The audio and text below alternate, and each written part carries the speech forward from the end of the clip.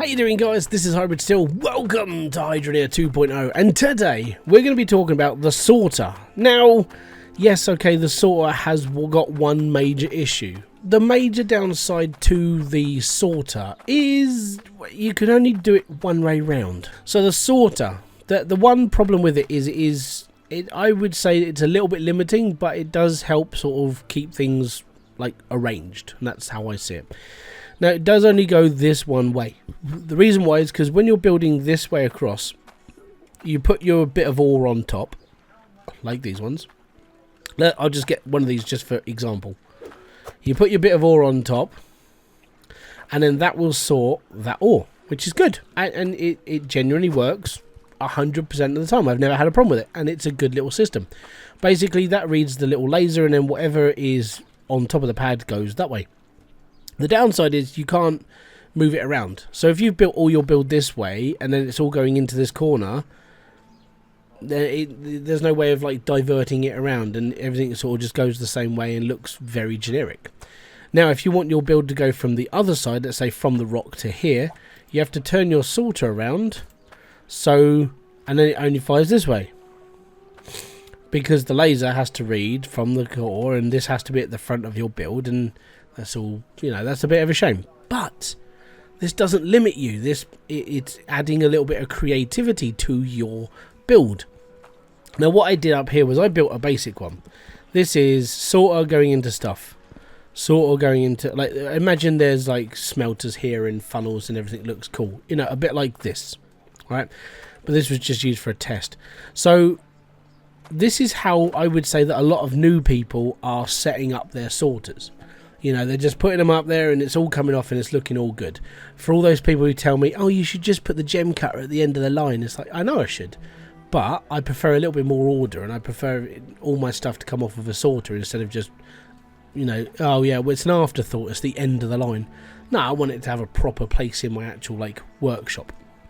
So this is how I guess a lot of people are building their setups. Either this, or they're on the floor, they've dug a hole out and they've put their smelters and everything into the ground, and you know, it's not a bad way of doing things. I used to do that quite a lot as well, don't worry. But with these new sorters, it was like, how can you make this slightly nicer? How can you make it more aesthetically pleasing and try something new? And I was talking to somebody whilst we were in the beta, and I can't remember who the user was. If it is you and you're watching this, thank you very much for this idea.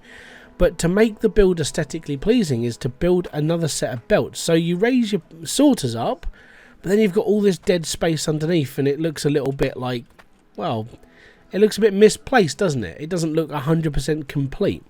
So this looks a little bit better. It genuinely looks a little bit more like a build, and it looks a bit better. And with my sorters facing one way, my belts can go the other way and sort into smelters.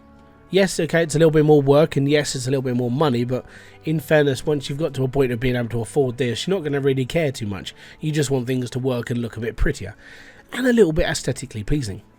Now, in order for this to work, you have to divert your water, so I've diverted it straight off my belts, and I've put my piping underneath the actual belts, underneath here as well, so it loops round. So all of this is sort of like covered itself. And the reason why this works is, obviously you can put your belts anyway round, and it doesn't matter. So if you have your belts running underneath another conveyor belt, because of the natural gap between conveyor belt and the actual floor, because this gap has been increased, you've now got a little bit more like diversity when it comes to being able to do whatever you want underneath your belts. There was always a problem with, like, if you put a belt on top of a belt, it always looked a bit funny, or there wasn't enough room, or you couldn't do this and you couldn't do that. But with the way that the belts have been redesigned and like redone, you've now got this space where if you put stuff underneath it, it's not going to conflict with the actual like belt anymore, or any of the graphic side of things, which is nice. The other plus side is it looks quite pretty, and how I'm going to do this is I'll show it to you.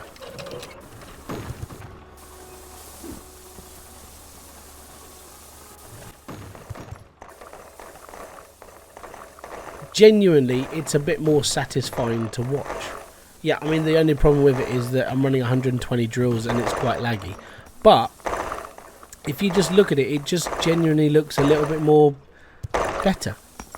You know, I mean, having a standard sorting plant isn't anything majorly wrong with it, but sometimes it's best just to try and look a bit different every now and then, and it's all good. But yeah, that's why I like it. It adds a little bit more of an aesthetic to the game. Genuinely, it just looks a little bit weirder and nicer as well. Having this as an option now, and having a little, I mean, the plus side to this build is now that I could like divert my belts off to different places, and I could sort it out in different ways.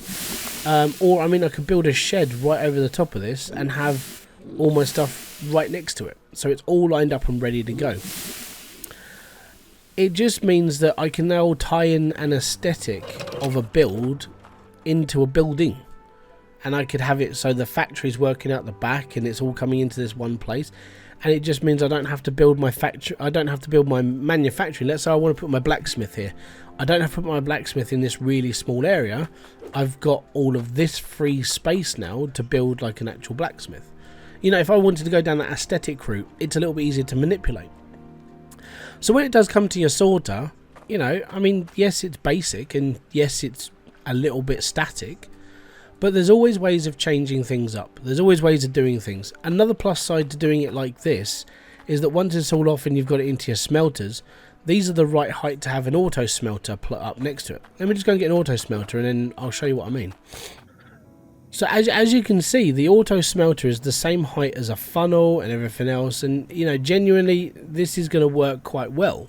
So you've already raised up your points to go into the smelter. All you would have to do is work out where you're going to be putting all your cables, and we'll be all good. So yeah, the other plus side is what you could do is you could bring up your belts a little bit further out. So this back end where I've got my smelters, you could turn this into the cabling section of where you're going to like